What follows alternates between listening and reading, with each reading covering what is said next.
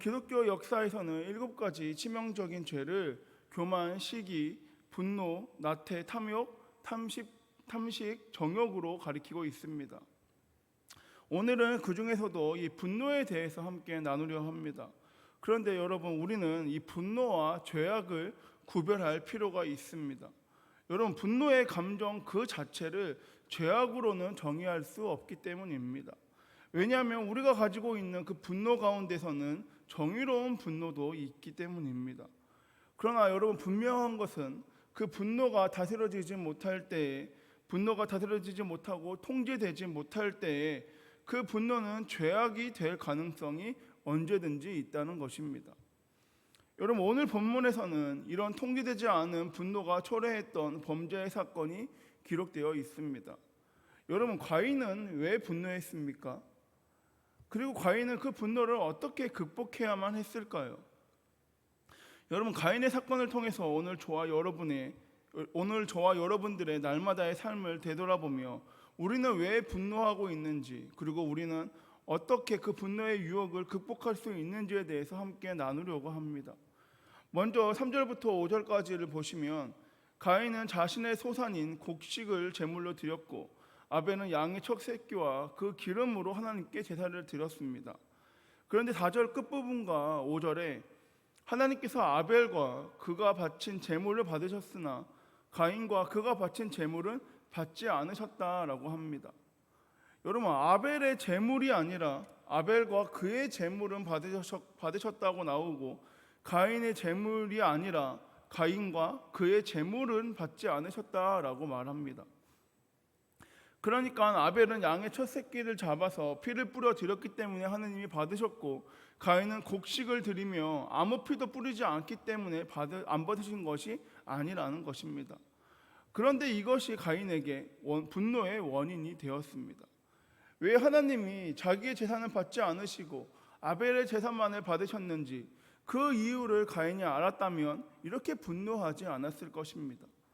여러분, 가인에게 이러한 하나님의 반응은 이해되지 않았고 공정하게 느껴지지 않았기 때문에 가인은 분노하였습니다.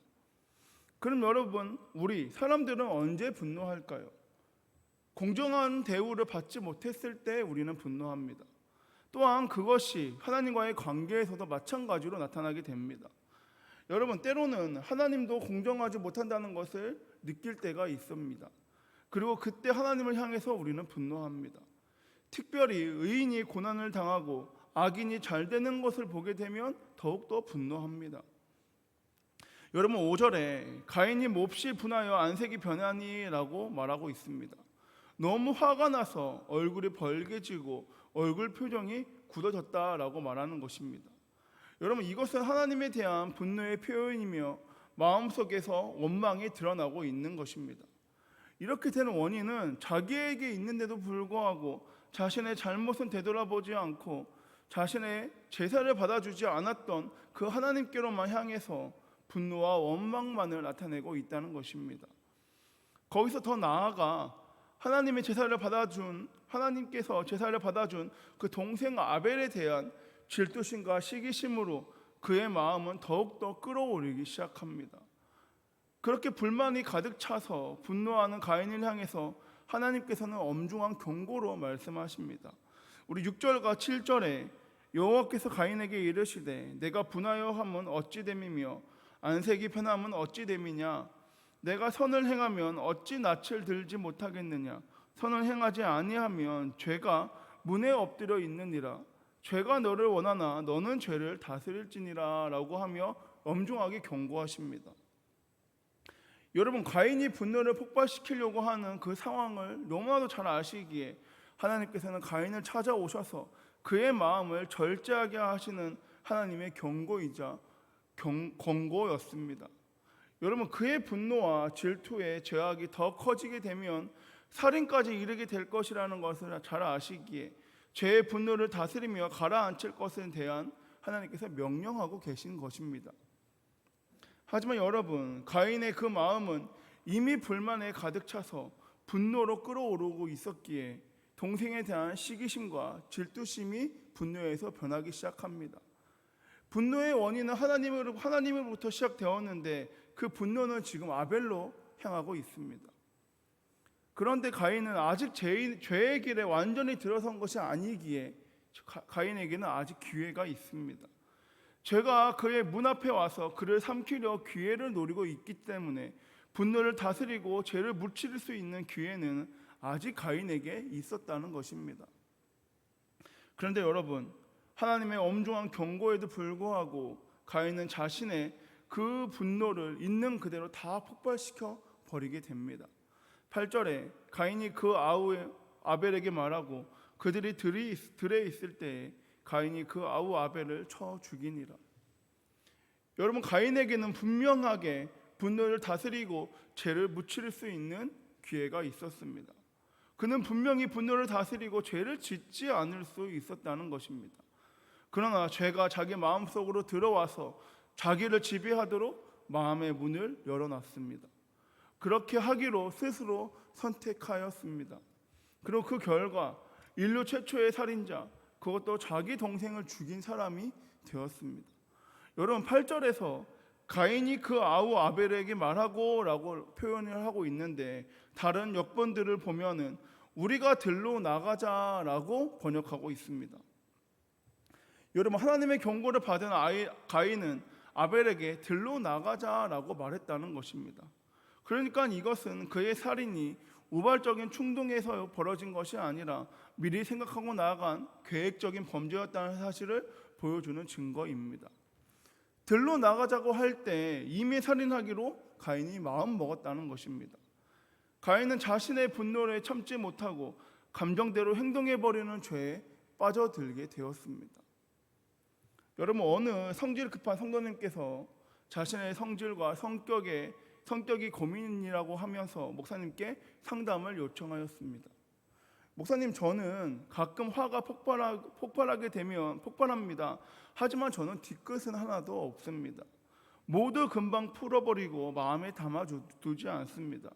1분도 안 걸려서 화를 냈던 상대방과 그 자리에서 다 툭툭 털어버리고 끝냅니다.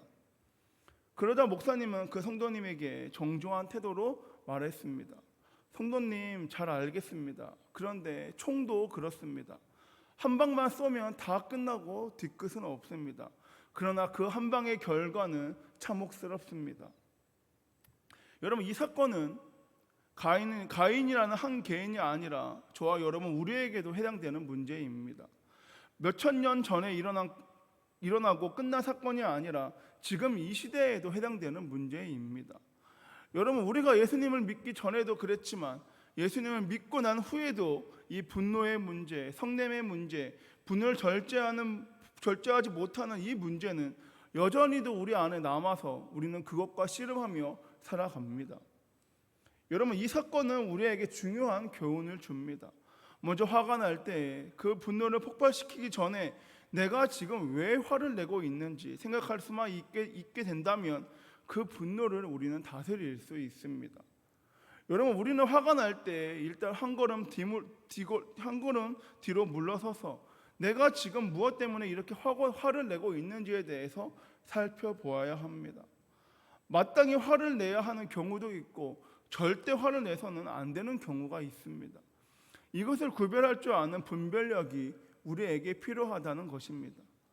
여러분, 예수님도 이 세상에 계시는 동안에 분노하신 적이 있었습니다. 요한복음 2장에 보시면 예루살렘 성전으로 가신 예수님께서는 그곳에서 장사를 하며 하나님의 성전을 더럽히고 있는 사람들을 향해서 분노하시며 그들을 쫓아내셨습니다.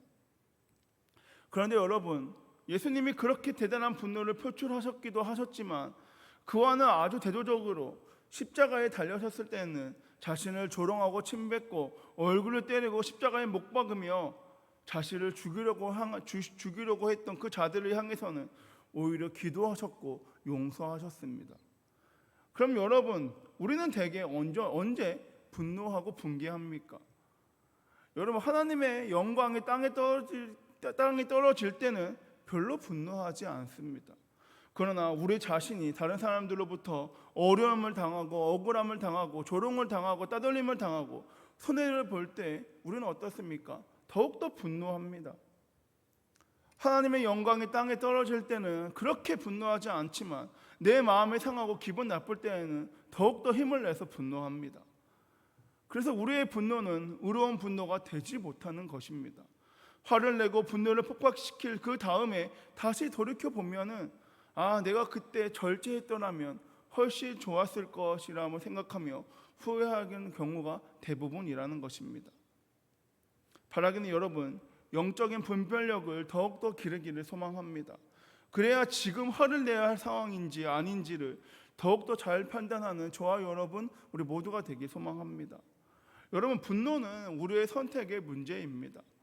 분노는 다른 사람이 나를 화나게 해서 폭발하는 것이 아닙니다.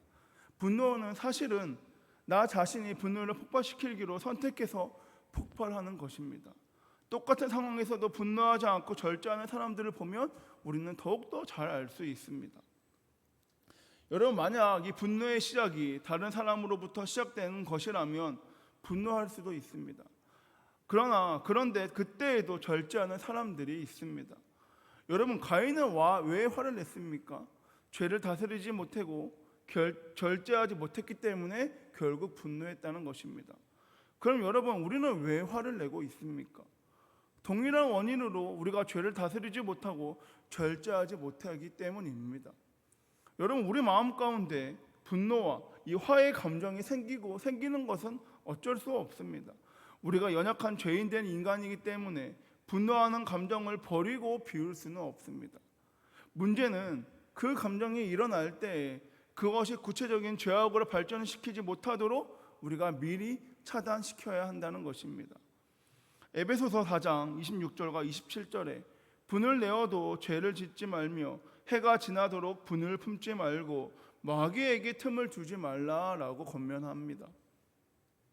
여러분, 분을 내어도 죄를 짓지 말며 라고 말을 하며 분과 죄를 구별하면서 말합니다. 하나님께서는 분노하는 감정이 일어나는 그것은 이해해 주겠다라고 말씀하십니다. 그런데 분을 내어도 죄는 짓지 말라라고 말씀하십니다.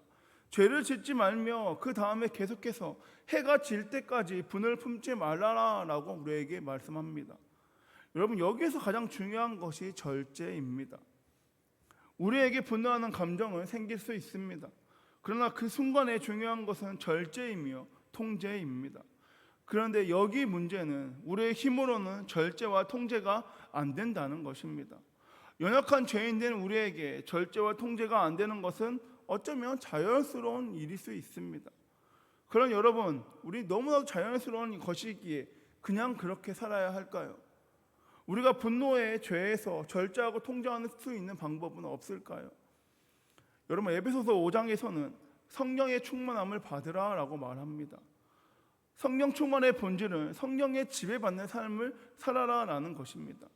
그러니까 성령의 절제와 통제와 성령의 지배 가운데 우리가 거하는 삶을 살아가야 한다는 것입니다. 여러분, 이탈리아의 성인 프란체스코가 어느 날 우물에서 물을 깃는 여자의 특이한 점을 보았습니다. 여자는 물통에 물을 붓고 나무 조각을 띄운 후에 어깨에 매는 것이었습니다. 이에 프란체스코는 왜 나무 조각을 물에 띄웁니까? 라고 묻자 그 여자는 물통이 흔들려도 물이 넘치지 않게 하기 위해서 나무 조각을 띄웁니다 라고 대답하였습니다. 여러분, 프란체스코는 나무 조각을 띄우는 이치를 깨닫고 사람들에게 이렇게 말했습니다. 분노가 당신의 마음에 넘쳐나려고 할 때 예수님의 십자가를 띄우십시오. 여러분, 오직 하나님이 주시는 은혜와 사랑으로 우리가 충만해질 때 분노의 노예가 되지 않고 분노를 절제하며 예수님을 닮는 모습으로 우리가 살아갈 수 있습니다. 여러분, 오늘도 분노가 올라올 때가 있을 수 있습니다. 그렇게 분노가 올라올 때 주님, 저는 가인처럼 분노로 실패하기를 원치 않습니다.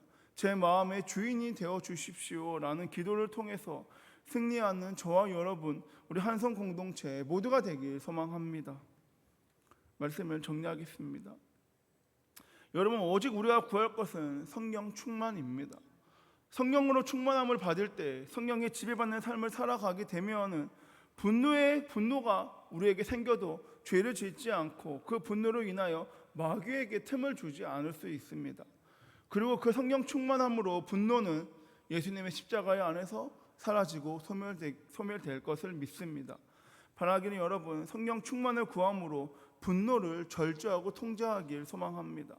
분노의 노예가 아닌 예수님을 닮는 모습으로 사랑만을 전하고 나타내길 소망합니다. 에베소서 4장 말씀처럼 모든 악독과 격정과 분노와 소란과 욕설을 모든 악의와 함께 버리고 서로 친절히 하며 불쌍히 여기며 하나님께 그리스도 안에서 우리를 용서하신 것 같이 우리도 내 가족과 내 이웃 또한 문 영혼들을 용서하고 사랑하는 저와 여러분, 우리 한성 공동체 모두가 되길 소망합니다. 기도하겠습니다. 사랑이 많으신 주님 감사합니다. 주님, 성령 충만을 구합니다. 성령의 지배받는 삶을 살아가기 원합니다. 내 생각과 뜻대로 분노하며 화를 내며 살아가는 삶을 나타내는 것이 아니라 마귀에게 틈을 주는 삶을 살아가는 것이 아닌 성령 충만으로 말미암아 성령의 지배는 받는 삶을 말미암아 오직 성령의 통제 가운데 거하는 삶을 살아가기 원하오니 주여 역사하여 주시옵소서. 그런 말미암아 예수님의 십자가의 보혈이 우리 마음 가운데 가득하게 넘쳐나게 하여 주셔서 그 예수님의 십자가의 보혈로 내 가족과 이웃을 사랑하고 용서할 수 있는 마음을 주여 품게 하여 주시옵소서. 그런 말미암아 그 주님의 십자가의 보혈이 나로부터 시작되는 예수님의 십자가의 보혈이 흘러갈 수 있게 하여 주셔서 내가 축복의 통로로 말미암아 문 영혼들에게 참된 복음과 하나님의 은혜와 사랑을 나누고 전할 수 있는 우리 한성 공동체 모두가 될 수 있도록 주여 역사하여 주시옵소서. 이번의 말씀 살아계신 예수님의 이름으로 기도드립니다. 아멘.